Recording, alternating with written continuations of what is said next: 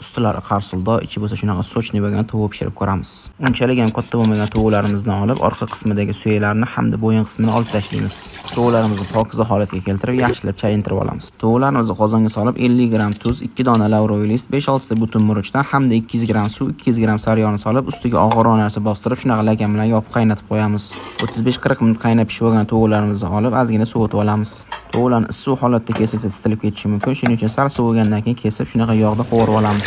Frityurda 120-140 gradus oralig'ida pishiriladi. Agar uyda oddiy qozonda pishirsa, unchalik ham qizib ketmagan holatda solish tavsiya qilinadi. Yog'da 4-5 minut davomida shunaqa usti qizarguncha ushlab turiladi. Yog'imizdan olishimiz bilan tovuqni issiq holatda ustiga shunaqa chesnok bilan kashnich maydalab to'g'rab sepib qo'rilsa, tovuqga o'zgacha mazza beradi. Men buni faqat butun tovuqdan tayyorlab ko'rdim. Sizlar xohlasanglar tovuqni har xil qismlaridan ham tayyorlab ko'rishingiz mumkin. Tovuq pishirish bo'yicha mutaxassis emasman, qo'ldan kelgancha tayyorlab ko'rishga harakat qildim. Soha egalari agar qat'adadir kamchiligiga yo'l qo'ygan bo'lsam, izohlarda yozib ketsanglar manfaatli bo'ladi. Ketkazgan vaqtingizga rozi bo'linglar. Assalomu alaykum.